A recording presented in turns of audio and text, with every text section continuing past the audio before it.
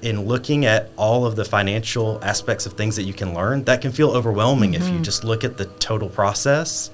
But realizing that it's a longitudinal experience. It is something that is going to, be small steps along the way.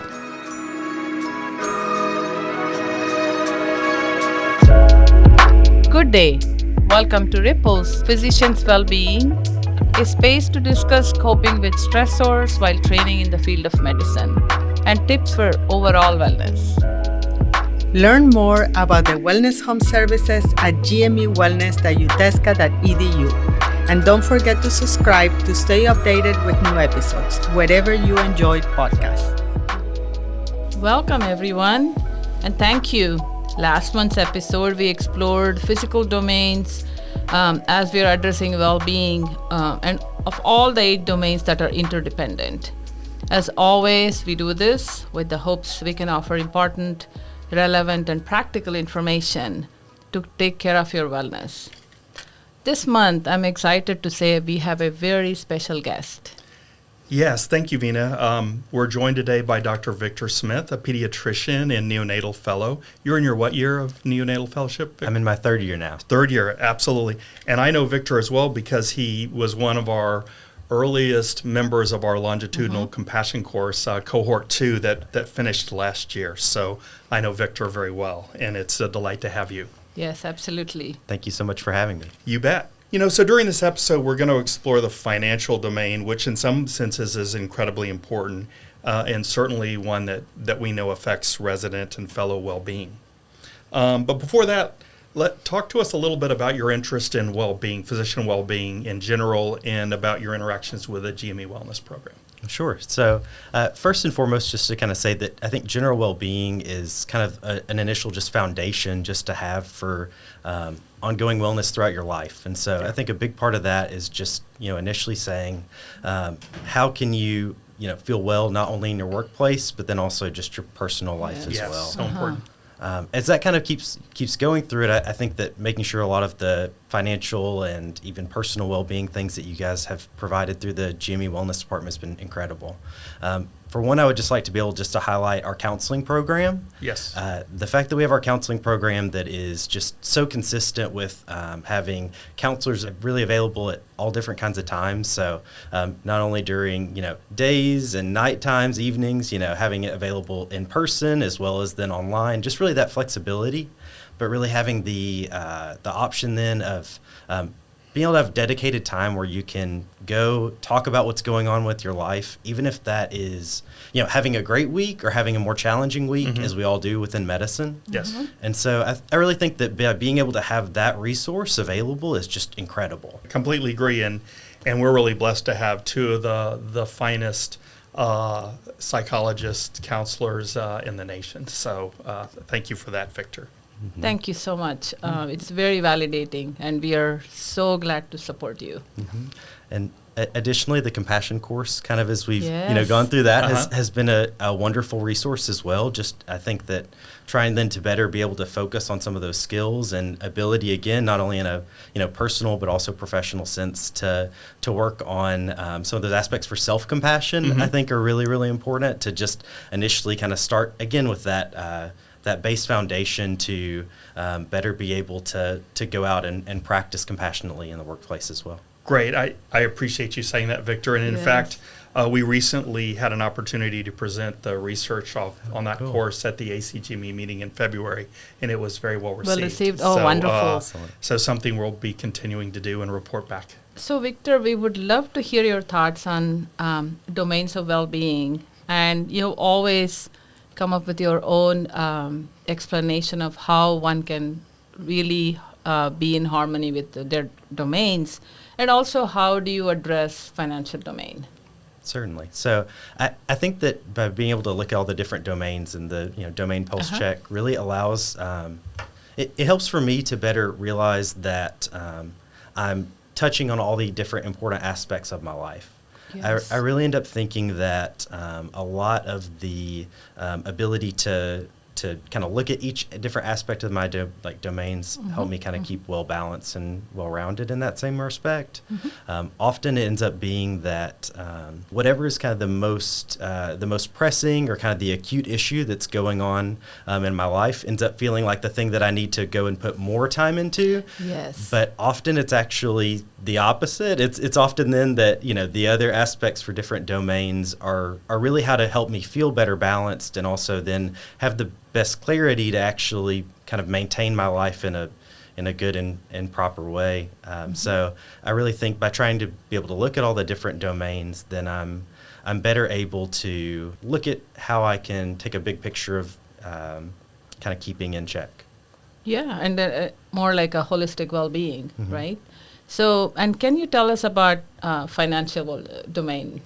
Sure. Yeah. So I think that one of the interesting parts about the financial domain is that whether we want to or not, it's going to be a present part of our life. That is something that is just something that we all have to wrestle with. Is that that we have to be able to support ourselves financially, and that in that same way, if it's something that we don't address or we ignore, that even if we don't like that, then it still is something that is going to rear up or cause issues in terms of kind of trying to be able to address our life. And so, and I'm even going to add that sometimes the decisions that you make early in your career are extremely important for you longer term. Oh, absolutely. And then just to add, I know this one you have really developed a keen interest, although, I would say you're a fellow in neonatology, and not a certified financial planner, but you have developed enough knowledge to share some of your wisdom with us, so we can share with other incoming residents and fellows. And thank you. Certainly. And just to add to that point, I would just say that it is always a constant work in progress. It is not anything that I feel like I've learned a lot, and I still have very much more still to learn.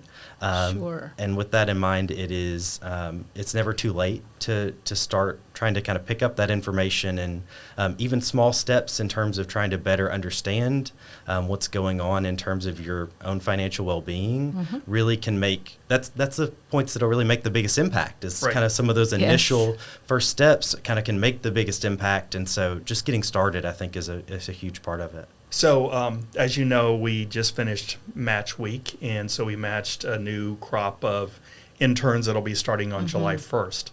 And my question to you is, what should we tell them about the financial aspects of what they're getting ready to be involved in? In other words, what are the things you wish you knew then that you know now that would help support their financial literacy and ultimately financial well-being? Great, thank you. That's a very good question. So as I think initially the kind of first part for what they should think about as they kind of come back into this initial medical training is the same thing that's going on with their medical training for a financial well-being can also kind of be similar in the idea that as they come into their medical training, they're there to learn. They're there to try to gain growth in terms of their ability to practice medicine. And that takes time and that takes effort. And some of that happens just through practice. Sure. And I think similarly within the financial realm, often in looking at all of the financial aspects of things that you can learn, that can feel overwhelming if you just look at the total process. But realizing that it's a longitudinal experience. It is something that is going to, be small steps along the way. That it is first kind of really starting out with realizing where you're at. So taking a little bit of kind of some self-reflection and saying, where are my finances currently at, and where is my money going? I think is just a first great initial step. And how much is my debt coming out of medical school, which can be staggering at times now. You want to look at your numbers, not hide it away. Yeah, certainly. And then creating a plan, and the best way I think really to go about creating that plan is to look at what your goals are. And so I think first starting out and saying, what are your future goals? What do I want my future debt to look like? What do I want my future financial wellness to look like? What are the things that I want to be able to spend money on? What are the things that I want to be able to save for? And starting out with those big picture goals and then distilling those down into small, manageable goals, those things of saying, I want to save X amount of money by X time, or I want to be able to have my, loans paid off by, this many years out of residency, are great initial kind of goals to then say, all right, if I've got, I want to be done with my debt by 5 years out of residency, then that gives you a number to say, all right, how can I reach that goal? Yes. And kind of those initial measurable aspects can really be helpful. Okay. Yeah, one of the things that we found for some residents who are just starting is they see their total salary divided by 12 and expect that that's going to be what they're going to see in their paycheck during that first month. And needless to say, are quite surprised when it's lower, because Much taxes have lower been with held taxes. out, because healthcare issues have been held. In some places maybe their parking or other things have been held out. And so it's oftentimes much smaller, but they may have budgeted for the larger number, perhaps gotten a more expensive apartment or a home payment than they were expecting, and all of a sudden they have not a lot left over for food, for utilities, for gasoline, and certainly for vacations and things like that. Sure. Yeah. That brings me to another question. So this is what are some healthy ways of dealing with money? Like we were just talking about budget, of course.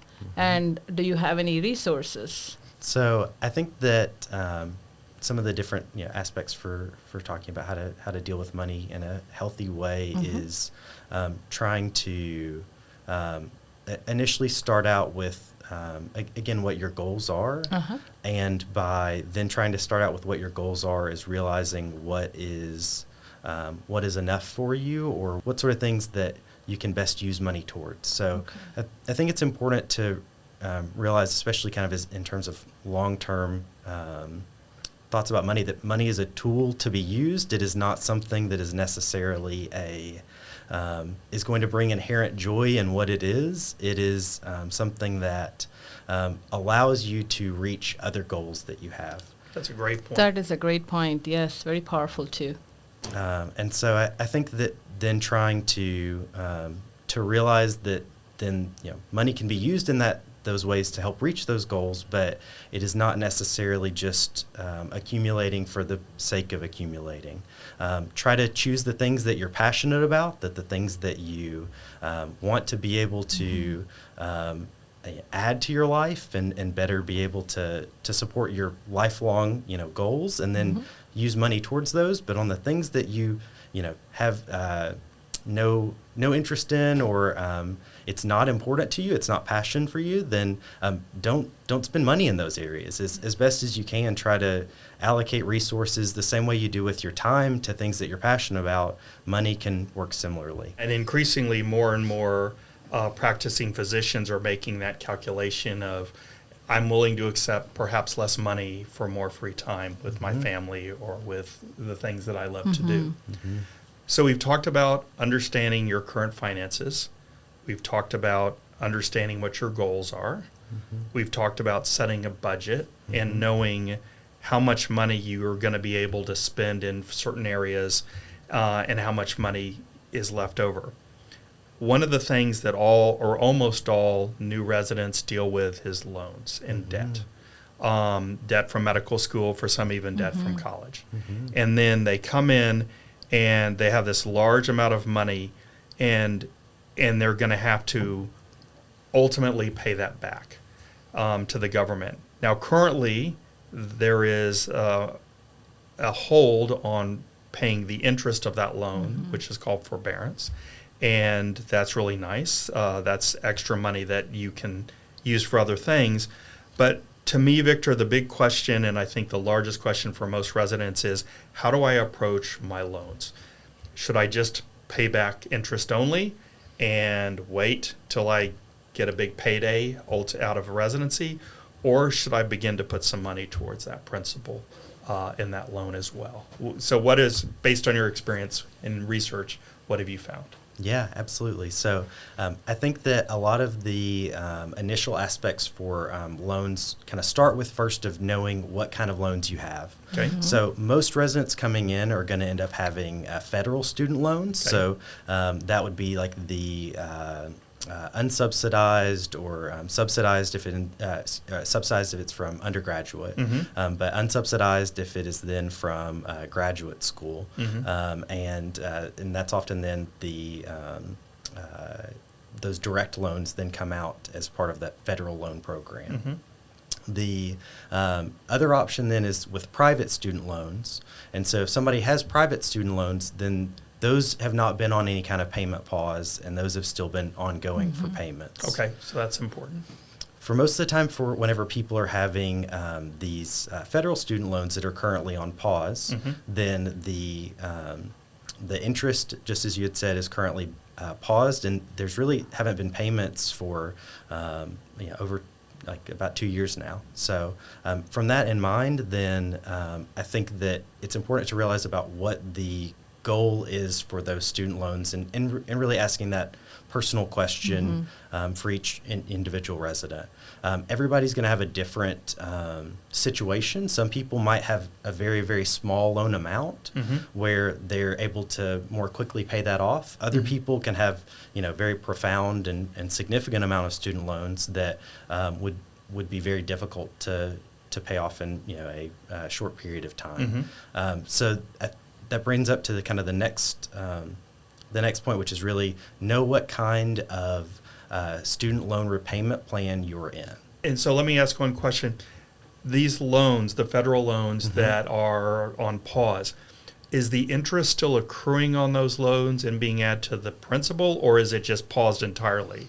So that's actually a really good point I wanted to just kind of bring up about how that's the current pause is, which is that even though that is currently called forbearance, which under a typical forbearance, that would still be interest accruing, because of the government forbearance, currently interest is not accruing on those loans. So that's wonderful. That's a huge benefit to our residents and fellows. And so, and because of that, right now, because there's not any current interest that's accruing, that payment is essentially paused, and so there is not really much of an incentive in terms of trying to continue payments right now while those are paused. However, they are going to restart in terms of the payments, and so I think it's really important for especially incoming residents who or even some of the second and third years who have not had to make those payments yet, to realize that those payments are going to restart and that they need to have a plan in place in terms of their budget to be able to expect for that payment. Yeah, that's critical, absolutely, because you never want to all of a sudden have an additional $200 or $300 payment that you weren't expecting. It also, I think, would make a lot of sense if you can to begin to pay that principal down, because ultimately then you have a smaller amount of money that then will be developing interest. Certainly. So, and whether that's currently paying or just saving that money to be able to say, okay, as soon as these restart, then I've got this, pile of savings that are already there and ready to go towards that loan amount. Yeah. So that's great. Yeah, I wish more people had that thought to prepare for what is coming, rather than saying, this is great, I don't have to pay any interest, that's just free money that I can use for something else. It won't. It's going to come. Yeah.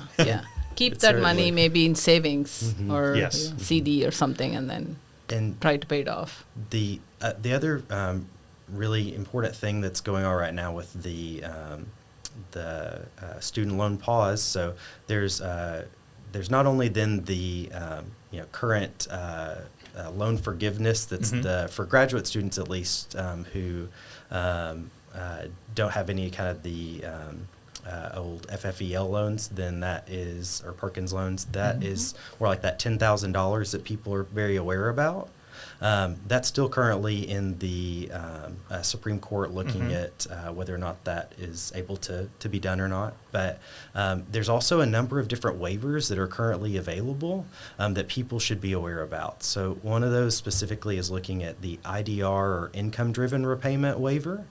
Another is looking at specifically signing up for PSLF or public student loan forgiveness.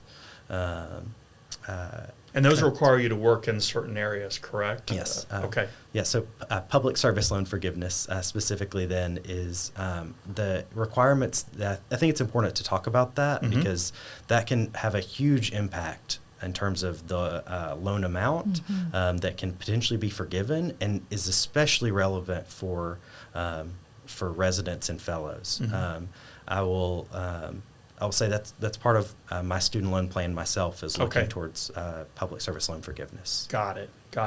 And even some of the loan forgiveness that's currently in the Supreme Court, if it does pass, it may predominantly focus on residents and fellows who come from low incomes, correct? And so not everybody may benefit from that. I believe that the current information is for those making less than $125,000.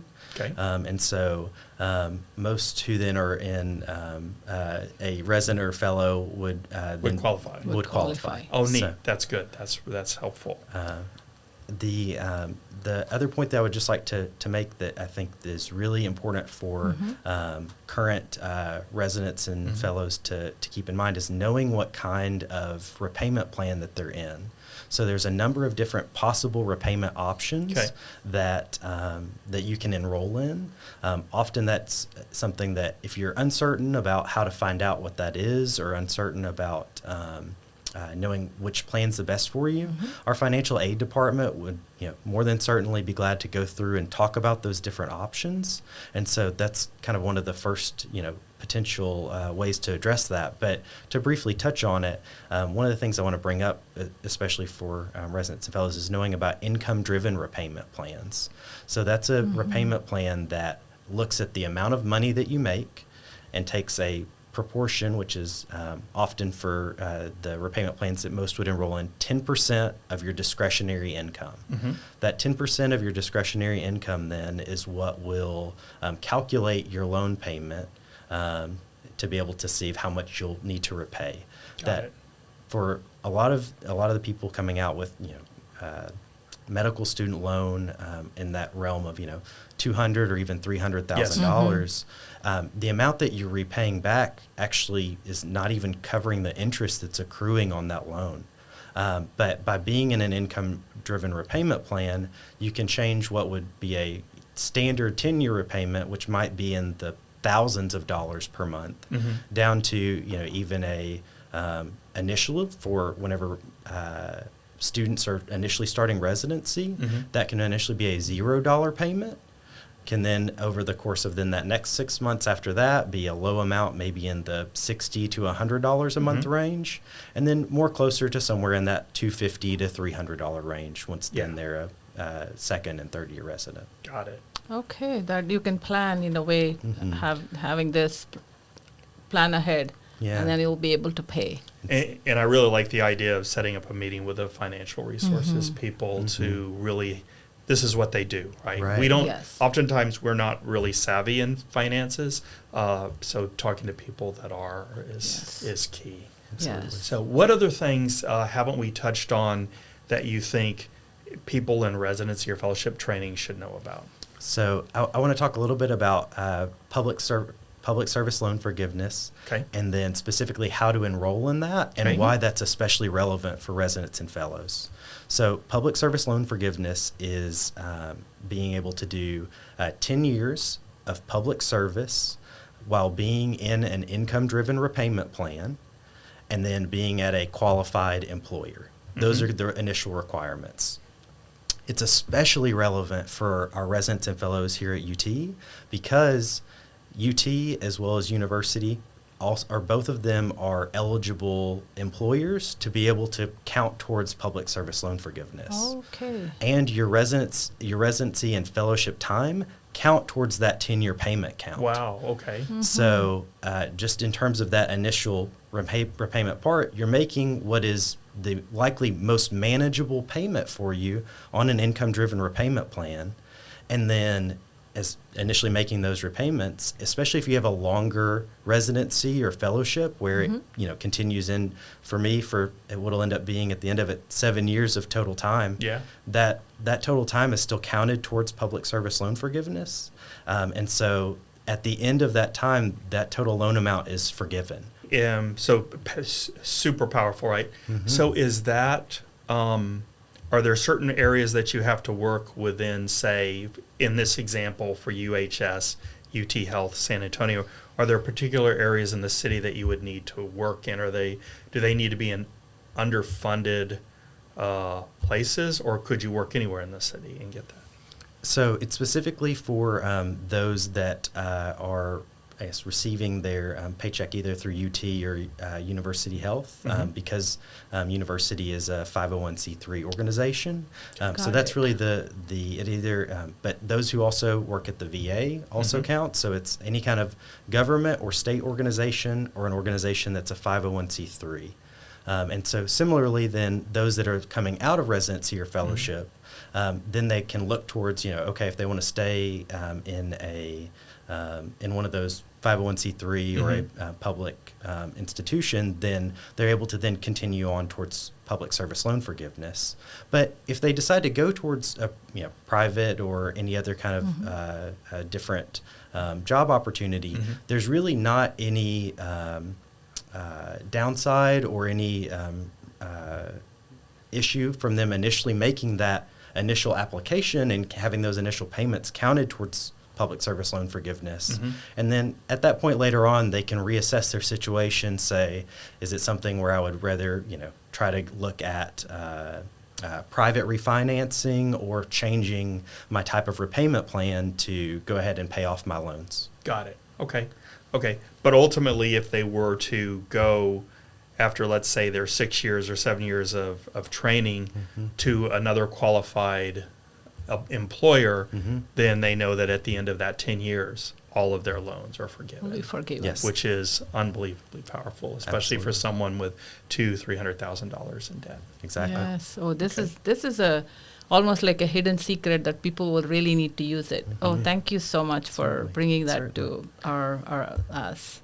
And certainly one other place that, especially being in San Antonio with a large military population, that's, of course, another area for repayment is people that are in military programs and doing service there.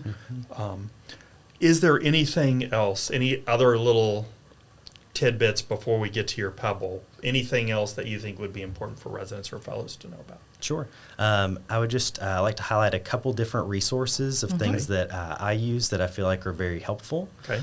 One would just be as a initial budgeting software. Okay. So that can either be done, it can be as simple as something like Excel. Okay. It can be as kind of electronic or as kind of self-done as I often will use the software of You Need a Budget or YNAB, which actually then can kind of do some of that zero-based budget and doing a initial assignment of money that then you know exactly where it's going. Some of the other resources that I think can also be particularly helpful is there's also a lot of information that's available specifically for physicians and those in healthcare professions. One of the ones to talk about that is then White Coat Investor. Okay. That's where I've initially kind of started out a lot of my journey for looking at different kind of aspects for financial well-being is through there. And similarly, they also have then different resources that you can then reach out to. It's things for whether that's looking at student loans. So I know that you have another guest who's coming on to talk a little bit more about student loans. But as part of that, I think that's an initial great resource. Within that, one of the other things that we'll make sure to list within the resources is there's actually a information for goals for residents about specifically looking at things like disability insurance, talking a little bit about having a student loan plan, the importance of trying to avoid credit card debt. Some of that information I think can be very helpful. And then there's also another kind of flow sheet to look at for new attendings. What's kind of the best way and best places to put those initial few dollars that you're getting? That is again through White Coat Investors. So I think that's very helpful. Yeah, as always, we ask our guests to leave us with a pebble and any tip. You have shared so many things with us, but a pebble that residents can use. The thing that would really encourage residents the most as they continue to look at their financial well-being and their financial journey is that it is exactly that. It is a journey, and it is one that takes small steps. I would encourage them just to start. If it's somebody who has looked at their finances and just thought, man, this is a lot, this is overwhelming, that's okay, and that it's okay to just start just by trying to sit down and look at your information and say, okay, today I'm just going to take that first step in looking over my bank account. That right there is even enough for that first step. Next week I'm going to try to look at it of maybe just trying to do a little bit better tracking of what I'm spending money on, and taking those first steps and then going out for resources. I think that's the other thing that is really important for residents and fellows to realize, that they don't have to become an expert in it, but they have to be able to know where good resources are. Yes. Yeah. Look out for resources. Reach out to people who know, experts. Yes. What a great pebble that you have left with us. Yeah, Thank you. I think this has been extremely helpful, and I think for the residents and fellows and even junior faculty that hear this will be quite helpful on their particular financial journey. I also just wanted to mention as well that although I've talked about a number of different websites, applications, and resources that I personally use, that I don't have any financial stake in those organizations and don't have any financial affiliation with them. Great. Yeah, no, I think that's great. Yes. Victor, this has been extremely helpful. Ripple's Physicians Wellbeing is made possible by the Joe R. and Teresa Lozano Long School of Medicine Office for Graduate Medical Education. To contact us or learn more about the Wellness Home, visit gmewellness.utesca.edu. This podcast is inspired by the Dalai Lama's powerful quote: "Just as ripples spread out when a single pebble is dropped into water, the actions of individuals can have far-reaching effects." We provide physicians with pebbles, tangible and actionable practices that can help make positive impacts in their personal and professional lives.